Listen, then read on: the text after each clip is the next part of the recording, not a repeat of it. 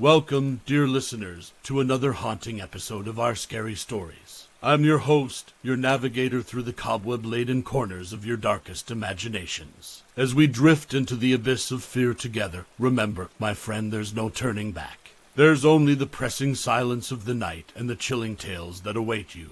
Today, we're about to embark on a journey through a terrifying spectacle like no other. Prepare to be entranced, horrified, and remember, the real terror is in what we don't see and what we can't understand. So, sit back, listen closely, and let your imagination be your guide as we step into the Cursed Circus.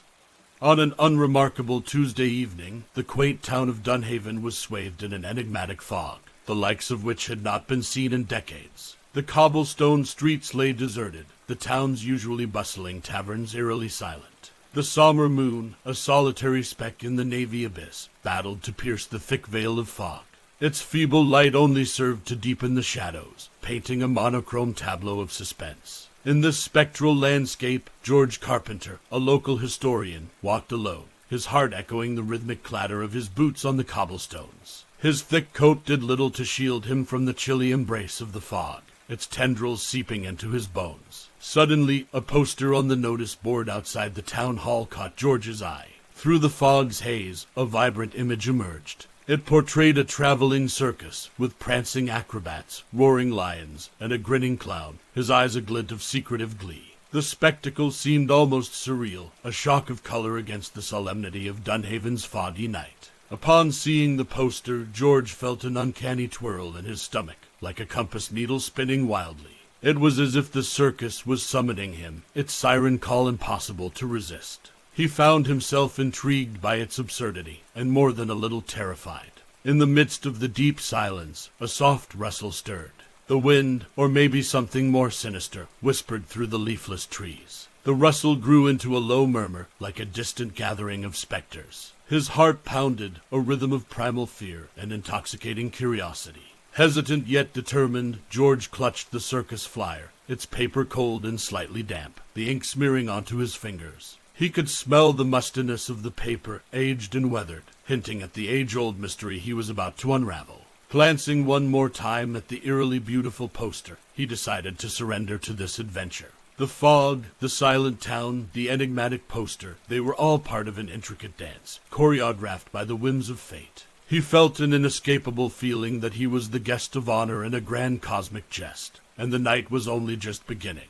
Little did he know, his decision would transform this foggy night into an unforgettable tapestry of suspense, horror, and revelation. The world, bathed in a blanket of fog, was silent as George approached the uncanny spectacle of the circus. It stood as a monument to the strange and the extraordinary, an alien beacon of festivity amidst the monotony of Dunhaven. The entrance was marked by a grand arch, its gaudy paint gleaming eerily in the muted moonlight. Beyond it, shadowy silhouettes of tents and caravans stood tall and proud against the ink-stained sky. George entered the circus grounds, his footsteps echoing off the damp earth, creating a symphony of solitude. The fog swirled around him, weaving tales of unspeakable dread and irresistible intrigue. The smell of wet soil, popcorn, and something else, something inexplicably ancient, hung in the air. As he ventured further, the silhouette of the main tent emerged from the fog.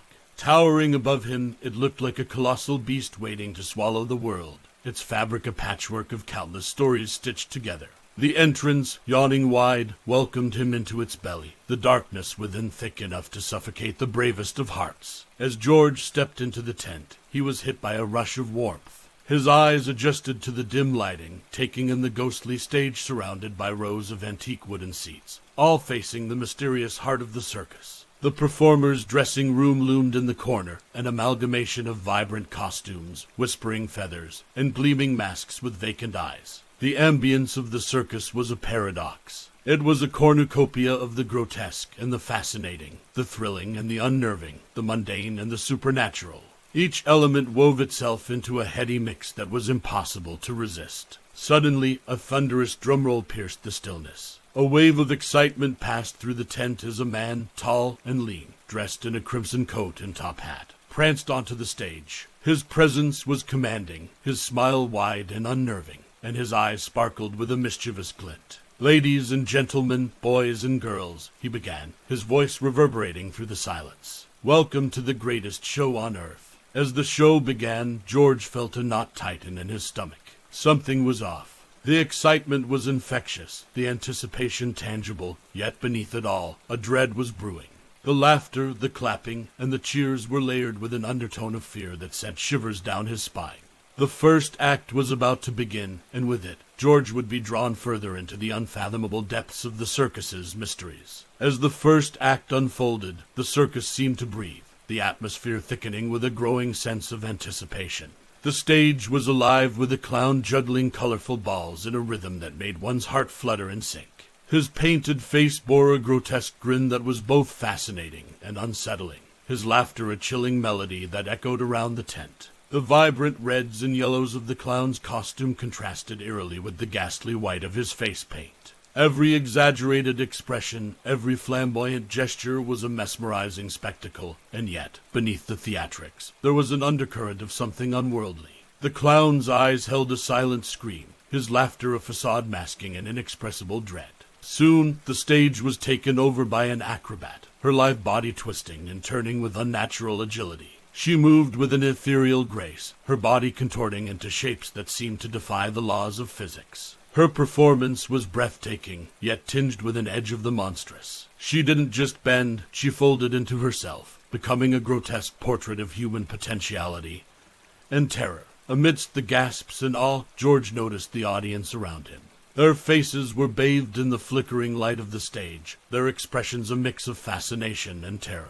It was as though they were entranced, the spectacle before them both repulsive and irresistible. The circus's sinister orchestra played on, the discordant melody matching the eeriness of the performers. The trumpet's mournful wail, the drum's relentless heartbeat, and the flute's melancholic whisper intertwined to create a chilling symphony. Each note seemed to shroud the tent in an ever-deepening shadow of dread, yet, paradoxically, it also fed the enchantment that held the audience captive. As the performances grew increasingly grotesque, the laughter of the audience began to lose its warmth. It became a hollow sound, a rhythmic response devoid of joy. It echoed off the tent walls, a chilling reminder of the audience's growing enthrallment. Throughout the ghastly spectacle, George was caught between the captivating allure of the circus and the mounting dread creeping into his heart. With each act, his sense of reality waned. Time seemed to stretch, the minutes feeling like hours, the hours slipping into a timeless void. The circus was becoming a labyrinth of the uncanny, and George was helplessly lost within it, drawn deeper with every passing moment. With the unfolding of each act, the circus morphed from a house of laughter into a gallery of grotesque artistry. The audience watched in paralyzed fascination as a lion tamer stepped onto the stage, his snarling beast more spectral phantom than animal. The creature's eyes glowed an unnatural ice blue, a haunting luminescence that reflected the tamer's terror. The beast's performance was not a demonstration of tamed wildness, but an uncanny display of controlled savagery. From his seat, George noted the peculiarities in each performance. Amid the whirling chaos, a realization dawned upon him. These were not ordinary performances. They were mirrors, reflecting their deepest fears, amplifying them in a grotesque parody of entertainment. Meanwhile, outside the tent, the fog continued to roll in, thickening around the deserted structures of the circus. The Ferris wheel stood frozen, its cabins swaying gently like haunted pendulums. The wooden horses of the carousel wore ghostly shrouds of mist, their painted eyes gleaming with an eerie light. The eerie silence was only broken by the distant muffled laughter and applause from within the main tent. The tent's interior was like a distorted bubble of reality, a world within a world. The oppressive air was laden with the scent of fear, mingling with the pungent aroma of sawdust and popcorn. With every breath, George felt as if he were inhaling the very essence of the circus, each act seeping deeper into his psyche. The end of the performances did not bring relief. Instead, it heightened the sense of unease. The audience, once lively and vibrant, now sat in a trance-like silence. The laughter had faded, replaced by an uneasy quiet that hung heavy in the air. The echo of the final applause lingered, a haunting reminder of the spectacle they had witnessed. George sat in his chair, a chill running down his spine. He felt a pressing weight in his chest, an unspoken understanding of the circus's true nature. This was not just a circus, it was a trap, a beautifully adorned cage. Its bars were not made of iron, but of fear and fascination, invisible yet unbreakable. As he sat there, surrounded by the stunned audience, he couldn't shake off the growing sense of dread. The knot in his stomach tightened, his heart pounded in his chest. He was in the heart of the circus, caught in its mesmerizing spell, and escape seemed a far-fetched dream. But little did he know, the real horror was yet to unfold. As the closing echoes of applause gave way to a deathly silence, the lights dimmed to an unsettling twilight. The ringmaster's haunting voice resonated through the cavernous tent, promising an intermission before the second half of the show. George, ensnared in a web of fascination and fear, tried to move, but found his limbs heavy as if bound by invisible chains. Glancing around, he saw others in a similar state, their eyes reflecting a kaleidoscope of dread and wonderment. The circus of nightmares had them enthralled in its wicked performance. During this pause, the air seemed to tremble with an invisible tension.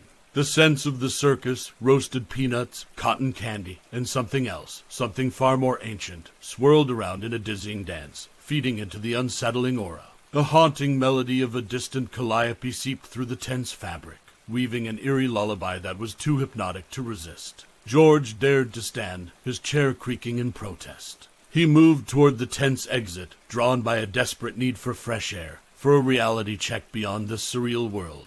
The world outside the tent seemed strangely distant, like a dream long forgotten. As he approached the canvas flaps of the entrance, an icy breeze swept through, brushing past him like a spectral entity, as if warning him of the dire reality outside. Stepping out into the foggy night, the chilling embrace of the mist was a harsh contrast to the heated atmosphere within the tent. His senses were greeted by the melancholic sigh of the wind as it whispered ancient secrets to the fog-laden structures around. He saw the Ferris wheel and carousel, now almost spirits in the heavy fog, their earlier charm replaced by a haunting aura. Beneath the mournful moonlight, the circus was a vision of grandeur and grotesqueness. Each tent, wagon, and ride emerged from the fog as if part of a haunting dream.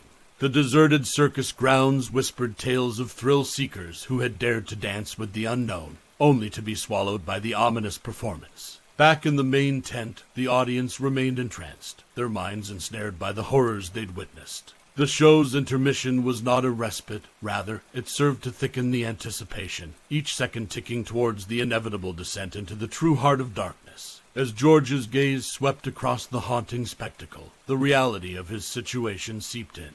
He was caught in an endless loop of terror, his world bound by the Cursed Circus. A wave of dread washed over him as he realized the intermission was over and the real show was about to begin. Drawn back by an unseen force, George re-entered the tent. The space was transformed, the once vibrant and colorful arena now draped in shadows. Yet, beneath the dim lights, the anticipation thrummed like a steady heartbeat, the air pulsating with the thrill of the unknown. From the murky darkness, a spotlight sliced through, illuminating the center stage. A gasp rippled through the audience as a figure emerged. Dressed in tattered finery, the new performer bore an eeriness that made one's skin crawl. His face, a canvas of emotions, shifted between manic delight and tormented sorrow, reflecting the audience's conflicting sentiments. His act was peculiar, a puppet show, his marionettes designed with an unsettling realism. Their painted faces mirrored the fear etched onto the onlookers' faces. As he pulled their strings, the dolls danced to a story of horror, their movements a grotesque ballet that encapsulated the audience's growing unease. George found his gaze drawn to the puppeteer, his hands moving with uncanny precision, manipulating the figures as if they were extensions of his own self. With each pull of the string, he seemed to echo the audience's horror, his maniacal laughter a chilling testament to their entrapment. But it wasn't just the puppet show that unsettled George. It was the strange feeling of being watched. He couldn't shake the sensation that beyond the visible audience, hidden in the shadowy recesses of the tent, were unseen eyes, observing their fear, feeding on it. It was as if the circus itself was alive, its every breath synchronized with the terror unfolding within its belly. Outside the tent, the fog grew thicker, its ghostly tendrils curling around the circus structures, cloaking them in an eerie silence. It was as if time itself was holding its breath, waiting for the climax of this dreadful performance. As the puppeteer's show reached its horrifying crescendo, a silent scream echoed through the hearts of the audience. The dread that had simmered beneath the surface broke free, flooding the tent with a raw terror that was as tangible as the damp air. The unseen spectators in the shadows seemed to stir, their invisible presence amplifying the fear factor. Finally, as the puppeteer bowed, his marionettes hanging lifeless and forgotten, the audience sat paralyzed. Their applause was nothing more than a hollow echo, a mere whisper of their earlier enthusiasm. The horror that the Cursed Circus promised had been delivered, and it was far from over. With the curtain falling on the sixth act, George knew he was spiraling deeper into the nightmare, and the end was nowhere in sight. The seventh act was heralded by an eerie silence, as though the circus itself held its breath in anticipation. The ringmaster's grin, once inviting, was now a macabre spectacle, his gleaming eyes promising a performance no one would forget. Out of the silence emerged a haunting melody, weaving through the damp air like a chilling zephyr. A single spotlight cut through the darkness, revealing a dance floor laid in the center of the ring. Intricate patterns were painted on the wooden panels, each line in curved whispering tales of dances from centuries past. Stepping into the spotlight was a pair, a man and a woman, both dressed in the finery of a bygone era. Their figures, ethereal under the dim lights, began to move in a dance that was both beautiful and terrifying. Their movements were fluid, a mesmerizing waltz that told a tale of love and loss, of yearning and despair. George watched in silent fascination as the dancers spun around the ring, their eyes hollow and their smiles empty. The music swelled, a sorrowful symphony that seemed to echo the silent cries of the dancers. It was a performance that was both mesmerizing and haunting, captivating the audience with its chilling beauty. As the dance progressed, George couldn't help but notice something peculiar. The dancers' shadows seemed to have a life of their own. They twisted and morphed on the canvas of the circus tent, weaving their own dance of despair, a grotesque mirror to the waltz performed under the spotlight. The dance reached its climax with a chilling finale. The man dipped the woman in a sorrowful embrace, their eyes meeting in a silent scream of despair. The audience watched, their breath hitched in their throats as the haunting melody reached a crescendo, echoing their unspoken fears. Outside the circus tent, the fog had enveloped everything in an ethereal shroud, the lights of the circus barely piercing the thick blanket of mist. The structures stood like forgotten sentinels, their eerie silence a stark contrast to the horrors unfolding within the tent. As the phantom waltz concluded, a sense of dread hung heavy in the air. The applause that followed was nothing more than a feeble attempt to ward off the growing fear. But George knew with a sinking heart that the Cursed Circus was far from done with its sinister show. The true terror, he feared, was still yet to come. As the phantom waltz faded into a disturbing memory, a new performance was set to unfold. The stage was cleared, the spotlight focused on a lone object placed at the center. An antique mirror, its frame adorned with intricate carvings, glistened ominously under the dim light. The surface was flawless, reflecting the fearful faces of the audience. A figure stepped into the light, a woman draped in crimson velvet. She introduced herself as the Mistress of Reflections, her voice a honeyed whisper that contrasted sharply with the chill seeping into every soul present. The ringmaster's introduction had promised a performance that would expose one's darkest fears, but nothing could have prepared the audience for what was to come. George, now numb to the growing dread, watched as the mistress beckoned a volunteer. A man, seemingly entranced, stepped forward. He was guided to stand before the mirror. The audience held their collective breath as he gazed into the polished surface. In the reflection, the man didn't see himself. Instead, he saw a series of images, each more horrifying than the last. It was as if the mirror reached into the depths of his psyche, extracting his deepest fears and casting them onto the glass. His horrified reaction, visible to all, amplified the tense atmosphere of terror. Outside, the landscape was blanketed by the thick fog, reducing the circus's vibrant structures to mere silhouettes. A chilling wind whispered through the deserted grounds, carrying with it the echoes of horror originating from the main tent. The grim atmosphere served as a perfect backdrop to the terrifying spectacle unfolding within.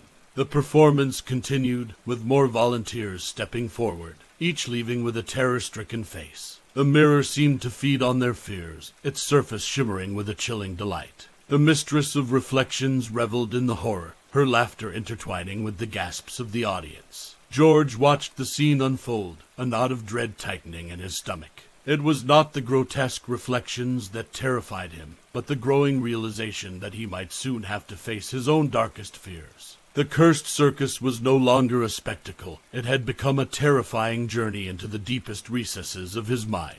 Amir's ghastly performance left a grim aura over the once vibrant circus tent. As it was whisked away, a hush descended upon the audience. The ringmaster, now a figure of dread, stepped into the spotlight to announce the ninth act, his voice a shadow of its once enthusiastic self. The lights dimmed further, plunging the space into an eerie darkness that made the heart race and the mind whirl. Then a low growl echoed through the tent, causing a wave of fear to ripple through the crowd. George felt his heart pound in his chest, his breath hitching in his throat. A cage was wheeled into the center, hidden beneath a heavy, black cloth. The audience held their breath, the tension in the tent growing with each passing second. With a flourish, the cloth was removed, unveiling the creature within. A beast was unlike anything anyone had seen. Its grotesque form, cloaked in shadows, was a monstrous compilation of features, each more terrifying than the last. Its growls reverberated through the tent, each one a chilling reminder of the horror the Cursed Circus presented. The Beast Master, a burly figure with scars adorning his body, stepped into the spotlight. He spoke not a word, his actions speaking volumes. With a deft movement, he opened the cage, stepping back as the beast lumbered into the ring. The audience watched, frozen in terror, as the creature prowled around the ring, its eerie eyes glowing in the dim light. Its menacing presence was overwhelming, the sense of impending doom hanging heavily in the air. Outside, the fog had swallowed the circus entirely, the glow of the tent lights barely visible through the dense mist. The wind carried the distant sounds of the beast's growls, the haunting melody of the Cursed Circus's sinister lullaby. With a series of commands, the Beastmaster had the creature perform a series of horrifying acts, each more terrifying than the last. The sight of the beast obeying his commands was a grotesque spectacle, a testament to the power and control of the Beastmaster. As the act concluded, a stifled applause rippled through the crowd. George, his body rigid with fear, could only stare in horror. The ninth act of the Cursed Circus had concluded, leaving an ominous promise of a final act that would surely outdo all that had come before. The Cursed Circus had led the audience through a macabre kaleidoscope of horrors, and now the final act was at hand. The ringmaster, his face an eerie mirror of the terror that held the audience in its icy grip, stepped into the spotlight to make the announcement. The anticipation was a living entity, a shiver-inducing specter that touched every soul in the tent. From the darkness, the ethereal sound of a clock chimed. Its toll echoed eerily, marking the commencement of the final act. A massive clock was revealed at the center of the ring, its face large and ominous. It began to tick, each second reverberating through the eerily silent tent. From the shadows, a figure stepped forth, garbed in the robes of time itself. This was the Timekeeper, the master of the final act. He carried an hourglass, the sands within it glittering eerily under the spotlight. As he inverted it, the sands began to fall, marking the dwindling time left for the show. The Timekeeper beckoned George forward. The realization hit George like a bolt of lightning. He was to be a part of the final act. Fear gripped him, but there was a grim resolve. He stepped into the ring, the eyes of the audience boring into him, their own fear mirrored in his face. The Timekeeper presented him with a series of trials, each more terrifying than the last, designed to play upon his deepest fears. Every successful completion advanced the hands of the clock, bringing him closer to the end of the final act. The fog outside seemed to press against the tent, the muffled sounds of the world outside replaced by the dread-filled silence within. Every gasp from the audience, every tick of the clock, filled the space with a haunting echo. His first trial was the Maze of Mirrors. As the name suggested, it was a labyrinth composed entirely of towering mirrors. The maze was notorious, known to distort reality and play with one's sanity. As George entered, his reflection splintered into 1,000 versions of himself, each bearing an expression of dread and anxiety. The path twisted and turned, the ghostly echoes of laughter serving as his only guide. As he navigated the endless corridors of reflected terror, his own face began to morph into grotesque apparitions, feeding off his growing fear. After a torturous eternity, George stumbled out of the maze, his body trembling, sweat staining his shirt. The audience, previously silent, erupted into applause, their cheers tinged with an unsettling mix of admiration and cruel anticipation. Next came the pendulum of fate. A giant pendulum blade swung ominously in the center of the stage. George was to cross a narrow balance beam beneath it. Each swing of the pendulum brought forth gasps from the crowd, their eyes wide with terror and morbid fascination. As he set foot on the beam, the world seemed to sway. His every step was a dance with death, the sharp blade of the pendulum whooshing dangerously close. The trial tested not just his agility, but also his courage, amplifying the feeling of dread with each passing second. Somehow, he crossed the beam, collapsing onto the other side amidst an explosion of applause. His heart hammered against his ribs, the chilling nearness of death still fresh in his mind.